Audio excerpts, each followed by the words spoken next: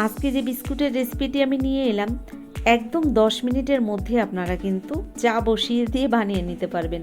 আর কোনো রকম তেলে ভাজা ছাড়াই কিন্তু বিস্কুটগুলো আমি বানিয়েছি। দেখুন, শুধুমাত্র একটা ফ্রাই প্যানের মধ্যে বা থালার মধ্যেই আপনারা কিন্তু বেক করে নিতে পারেন। আর কি দারুণ হয়েছে বিস্কুটগুলো, একটা ভেঙে আপনাদের দেখাচ্ছি। চলুন তাহলে রেসিপিটি শুরু করি।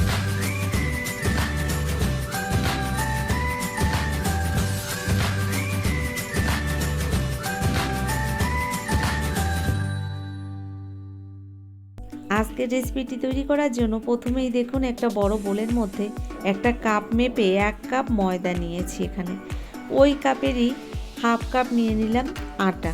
মাপগুলো ঠিকঠাক হলে বিস্কুটটা কিন্তু খুব সহজে বানিয়ে নিতে পারবেন। দেখুন, আটা ময়দার মধ্যে দিয়ে দিলাম অল্প পরিমাণে একটু লবণ।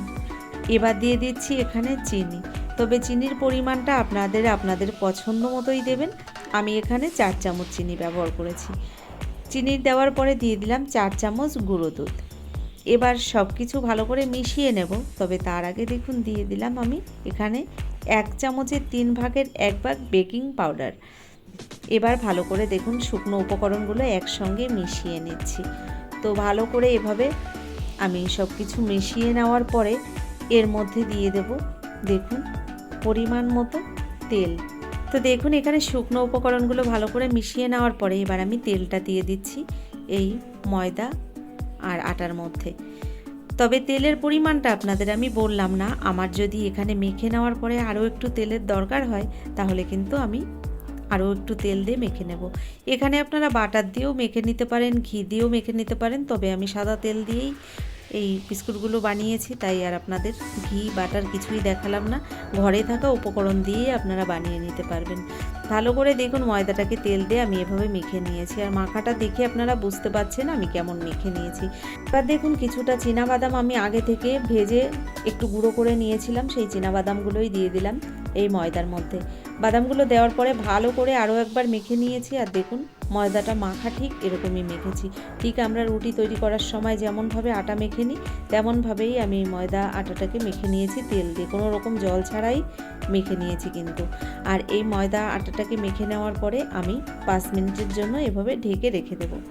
নমস্কার বন্ধুরা, আশা করছি হয়তো সকলেই ভালো আছেন। টিয়ার রান্নাঘর থেকে আমি তন্দ্রা আজ আবার নিয়ে এলাম একটা বিস্কুটের রেসিপি। তবে আজকের বিস্কুটটা কিন্তু আমি কোনো রকম তেলে ভাজা ছাড়াই আপনাদের বানিয়ে দেখাবো। দেখুন, আমি ময়দাটা তো আগেই মেখে নিয়েছি, আপনারা দেখেছেন। 5 মিনিটের জন্য রেস্টে রেখে দিয়েছিলাম। চলে এলাম 5 মিনিট বাদে, ঢাকনাটা খুলে রেখে এদিকে দেখুন একটা ফ্রাই প্যানের মধ্যে আমি একটু হালকা করে সাদা তেল ব্রাশ করে দিলাম। আর এখান থেকে দেখুন, যে ময়দাটা মেখে রেখেছি এখান থেকে একটা লেচি কেটে নিয়েছি দেখুন। তো এভাবে একটা লেচি কেটে নিয়ে হাতের মধ্যে নিয়ে একটু ভালো করে আমি পাকিয়ে নেব। তবে আপনারা দেখেই বুঝতে পারছেন ময়দাটা আমি কেমন মেখে নিয়েছি, কোনো রকম জল ছাড়া মেখে নিয়েছি, যে কারণে এখানে কিন্তু তেলের পরিমাণটা একটু বেশি দিয়েই মাখতে হবে, তো না হলে কিন্তু ফেটে যেতে পারে। দেখুন, এখানে আমি ভালো করে হাতের তালুতে রেখে একটা চ্যাপ্টা আকারে বিস্কুটের শেপ দিয়ে দিলাম। এবার দেখুন, এখানে আমি একটা ছুরি দিয়ে একটা ডিজাইন বানিয়ে নিচ্ছি। তো বেশ কয়েকটা কাট লাগিয়ে দিলেই একটা ডিজাইন তৈরি হয়ে যাবে। তো এভাবে আমি বিস্কুটগুলোকে বানিয়ে নিচ্ছি। দেখলেন তো কত সহজ একটা বিস্কুট আমি বানিয়ে নিয়েছি। আপনাদের আরও একটা বিস্কুট আমি এখানে বানিয়ে দেখাবো। তো দেখুন, একবারে আমি ফ্রাই প্যানের মধ্যে বসিয়ে দিলাম বিস্কুটগুলো। তো আবারও একবার দেখুন, এখান থেকে কিছুটা লেচি আমি কেটে নিলাম হাতের মধ্যে। আর এভাবে ভালো করে হাতে পাকিয়ে একটু গোল আকারে শেপ দিয়ে দেব। তারপর হাত দিয়ে একটু জাস্ট চাপ দিলেই চ্যাপটা একটা বিস্কুটের শেপ তৈরি হয়ে যাবে। একদম সহজ। আর ছুরি দিয়ে বেশ কয়েকটা কাট লাগিয়ে দিলেই একটা ডিজাইন তৈরি হয়ে যাবে।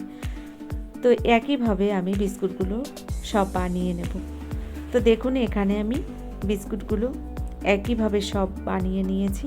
আর একটু ফ্রাই প্যানের মধ্যে দেখুন ফাঁকা ফাঁকা করেই বসিয়ে দিয়েছি বিস্কুটগুলো বেক করার সময় একদমই গায়ে গায়ে লাগিয়ে বসানো যাবে না, নইলে কিন্তু একটার সঙ্গে একটা বিস্কুট লেগে যেতে পারে। বাকি বিস্কুটগুলোও দেখুন, আমি একটা স্টিলের থালার মধ্যে একটু তেল ব্রাশ করে এভাবে সাজিয়ে নিয়েছি। এবার বেক করে নেব। দেখুন, গ্যাসের ওভেনটাকে আমি একদম লো ফ্লেমে রেখে আমি এই প্যানটাকে বসিয়ে দিলাম গ্যাসের ওপরে। এবার ঢাকনাটা বন্ধ করে ঢাকনার যে ছিদ্রটা থাকে এটাকে কিন্তু আমি একটা লবঙ্গ দিয়ে আটকে দিয়েছি। আর 10 মিনিট এভাবে আমি বেক করে নেব বিস্কুটগুলো। আর এদিকে যে থালার মধ্যে বিস্কুটগুলো আমি নিয়েছিলাম, আগে থেকে একটা কড়াই কিন্তু গরম করে নিয়েছি, তার মধ্যে এই থালাটাকে আমি এভাবে বসিয়ে দিলাম। তবে স্টিলের থালার বিস্কুটগুলোকে আমি গ্যাসের ফ্লেমটাকে মিডিয়াম হিটে রেখে বেক করে নেব। তো এভাবেই আমি ঢাকনা বন্ধ করে দিয়ে গ্যাসের ফ্লেমটাকে মিডিয়াম হিটে রেখেছি। আর এদিকে দেখুন 10 মিনিট দিয়েছিলাম আমি প্যানের মধ্যে যে বিস্কুটগুলো, এগুলো কিন্তু তৈরি হয়ে গেছে। 10 মিনিট বাদে ঢাকনাটা খুলে আপনাদের দেখাচ্ছি, বিস্কুটগুলো এখনও নরম রয়ে গেছে, তবে বেক করা হয়ে গেছে। এবার বিস্কুটগুলোকে ঠান্ডা করে তারপরে আপনাদের নামিয়ে আবার দেখাবো কেমন হলো। এদিকে যে স্টিলের থালায় আমি বিস্কুটগুলো বসিয়েছিলাম, সেগুলোকে কিন্তু এবার আমি ঢাকনা খুলে আপনাদের দেখাচ্ছি। দেখুন এগুলোও কত সুন্দর তৈরি হয়ে গেছে। তো আপনারা দেখলেন তো কত সহজ একটা রেসিপি, আপনারা কিন্তু যখন মন চাইবে বাড়িতে বানিয়ে নিতে পারেন, খুব অল্প টাইমের মধ্যে তৈরি করে নেওয়া যায়। রেসিপিটি কেমন লাগলো অবশ্যই লিখে জানাবেন। যদি ভিডিওটি ভালো লেগে থাকে একটা লাইক করে দেবেন। যারা ভিডিওটি ফেসবুক থেকে দেখছেন অবশ্যই আমার পেজটাকে ফলো করবেন। আজকের মতো এই পর্যন্তই। ধন্যবাদ ভিডিওটা দেখার জন্য।